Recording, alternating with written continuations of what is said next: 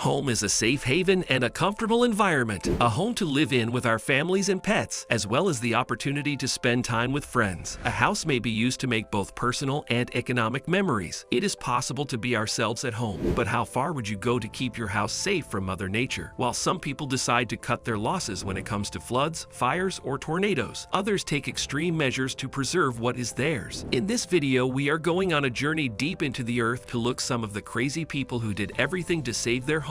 But before we start, please subscribe to Unimaginable and hit the bell icon for more updates. Security, authority, belonging, identity, and seclusion are just a few of the benefits we receive from home. For some of us, no matter how big or little our homes are, they are our shelters and sanctuaries. Here are some examples of crazy people. How did they save their homes? Number 6. The concrete safe room. What is the most essential feature when purchasing a new house? Is it the number of bedrooms, a location, or size? While the Phillips family from Mississippi joked that a safe room was what sold them on their new home in March 2020, most people laughed. It provided them with some much-needed seclusion, while still allowing them to double up as a closet for their family of 4. Their new home was in the heart of Tornado Alley of America, so they were understandably apprehensive. Their location in the United States made them particularly vulnerable to tornadoes. The state of Mississippi had seen EF4 and EF5 tornadoes that can hit speeds approaching 200 miles per hour simply by wind alone before, so the Phillips were unwilling to take chances. While others viewed their priorities to be somewhat backwards, they would eventually see how well-founded their choice truly was. Because just a few weeks later, a devastating sequence of storms ravaged the South, damaging hundreds of homes and leaving a trail of devastation in its wake. Around 80 tornadoes destroyed homes and left a path of devastation across the states in only a few weeks. The parents grabbed their 2 young children and fled into the safe room with only seconds to spare as the terrifying tornadoes began to batter their house. Their home was reduced to rubble in a matter of minutes, leaving just the safe room behind. The family emerged unscathed after the storm had passed, but their house appeared to have been torn up from the foundations. Andrew Phillips claims that it was Jesus who defended them during the storm. Maybe so, although the concrete closet played an important part in their miraculous salvation as well. Number 5. The fire shields. Every year, it appears like California is hit by a new wave of unending infernos that scorch the terrain. You might be wondering why anybody would want to live in a state where you could expect $85 billion in damage in 2017 and $400 billion in 2018. What structures could possibly survive such widespread fire damage? In 2014, Sierra Nevada Fire Service made a last-ditch effort to save 5 historic cabins by making them look like baked potatoes. U.S. Forest Service archaeologists,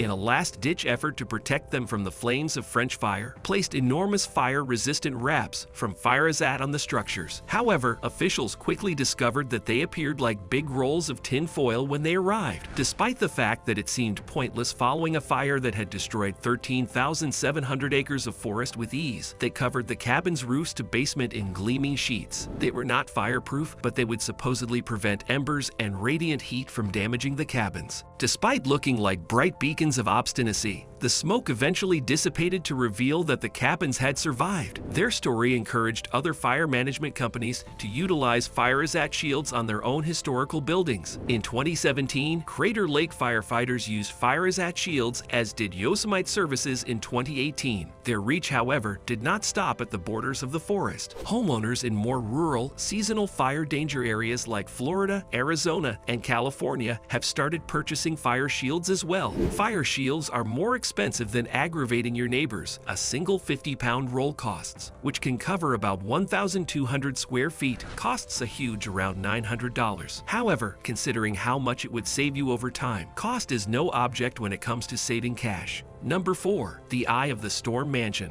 There is an odd house on one row of beautiful mansions along the South Carolina coast that stands out like a sore thumb. The Eye of the Storm is a deviant-looking dome, with neighbors pointing and giggling at it, but they will rue their decision come hurricane season. This stretch of the United States southern seaboard is particularly vulnerable to storms. The parents of designer George Paul lost their beloved summer home to Hugo in 1989 on this very site, back then known as Klingman's Dome.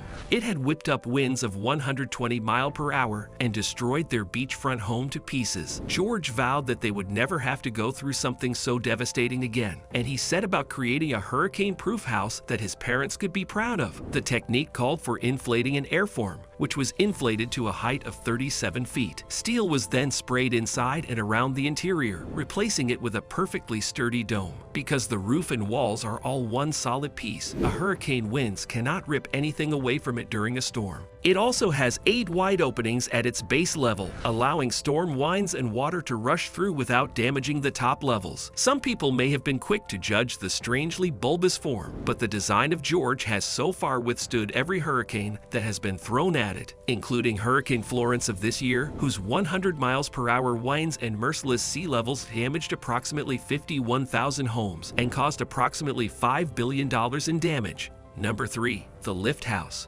When a new housing development began digging foundations along the riverbanks of Dhaka, notoriously flooding capital city of Bangladesh in 2010, people scoffed at the architect. After all, why would you build on land that was expected to flood nearly every year? At first, it appeared to be a tremendous waste of bricks and mortar, but what they did not realize is that this home was being built with floods in mind and would soon revolutionize architecture forever. This prototype home, dubbed the Lift House, incorporated 2 odd-looking bamboo structures into its design. They were placed in a hollow ferro cement foundation and filled with over 8,000 used and empty plastic bottles from each bamboo frame. These completed components were experimentally secured to the red brick core of the building after they were built. But instead of rushing to install flood defenses, its builders sat back and simply waited for the rivers to overflow their banks. When the water level is extremely high, these structural foundations resemble lightweight concrete boats due to their watertight design. The 8 buoyant bamboo frames rise over the rising waters while still linked to the crimson brick spine. This means that up to a height of 12 feet, the families residing in them are kept safe from floating away down the river. When the floods subside, the buildings then settle back onto wet soil. Lift in the Lift House represents low-income flood-proof technology. As a result, this million-dollar concept does not have to be expensive to construct because it uses inexpensive materials and a straightforward design. As a result, it has the ability to benefit the poorest sections of society who are most affected by flooding. Finally, there is a design that can assist keep the majority of people afloat.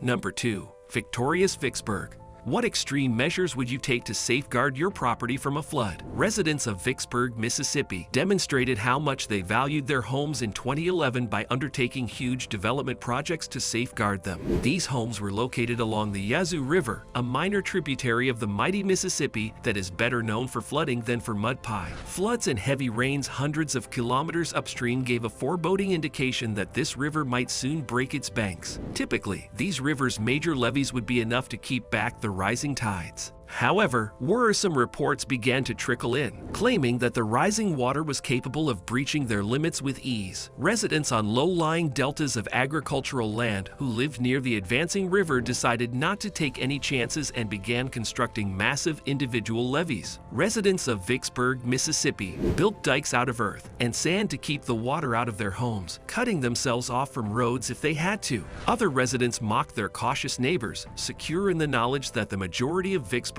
was in a 100-year flood zone. That meant there was just a 1% chance of the area being flooded each year. Many people were certain that they would never need flood insurance because they thought they were safe from the danger associated with wetness. Those who lived and worked on the Delta, on the other hand, were not deterred by any amount of derision. Then, in a situation that no one had predicted, both the Mississippi and Yazoo rivers burst their banks with record-breaking heights. The Mississippi at Vicksburg was 57.1 feet high, forcing the Yazoo to rise above its banks where the two waterways met. Towns and farms upstream of the area rapidly started to fill as a result of this event. The sudden arrival of such a huge quantity of water flooding at the same time was like being launched from an ark into great seas. And when the rushing water surged beneath low-lying areas, murky water covered them. While some people panicked and fled, homeowners on Delta Islands were sitting pretty. Many of the structures had emerged from the floods virtually unharmed, forming islands in the stream. Most of them were bone dry, but some unfortunate others had neglected to factor in how deep the waters would rise. The majority of them underestimated how sturdy their barriers needed to be.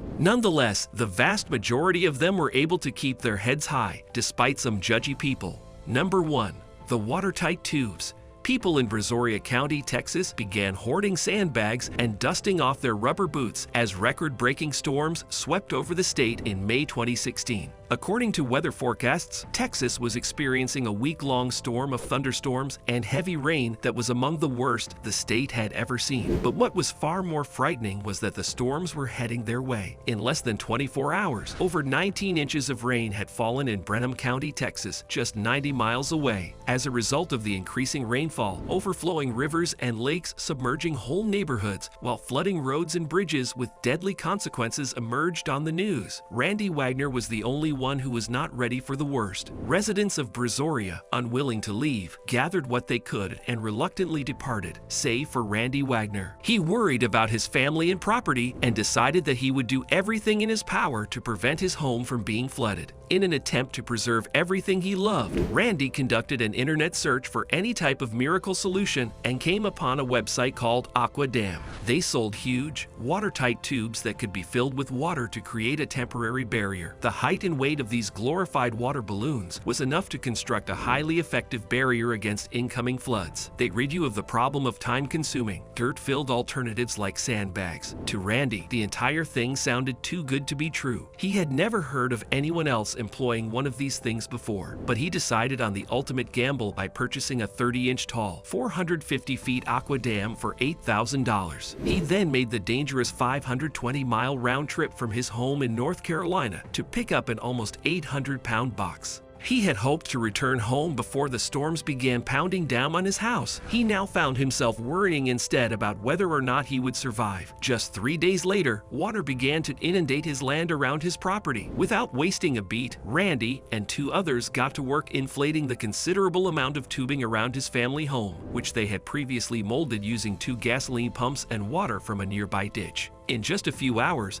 the protective project was ready to be put to the ultimate test, but not without attracting attention from some nosy people. When strangers saw Randy working on the creative device in his yard, they laughed at him and dubbed him insane. They all clearly thought that there was no way such a ridiculously simple idea would succeed against this record-breaking downpour. Despite the laughter of those bystanders, Randy refused to give up hope, and he and his family waited for the storm to pass as best they could. In June, the Brazos River in Brazoria County began its relentless rise out of its banks and inundated adjacent inhabited regions. The floods got so severe that a presidential disaster declaration was called for, and thousands of people were forced to evacuate their houses, leaving all they owned behind. But the residents of one family stood proud and dry as news helicopters broadcast images of damaged homes and waterlogged residences. Like a tiny green island floating in the muck of pandemonium, the crazy scheme of Randy Wagner to preserve his house had succeeded. The water levels rose to a dangerous 27 inches, but they were just not high enough to breach the 30-inch dam. He estimates that this $8,300 inflatable investments saved him at least $150,000 in repairs and did not even need him to activate his flood insurance. The floods damaged more than 1,500 homes, causing loss of $3.8 million.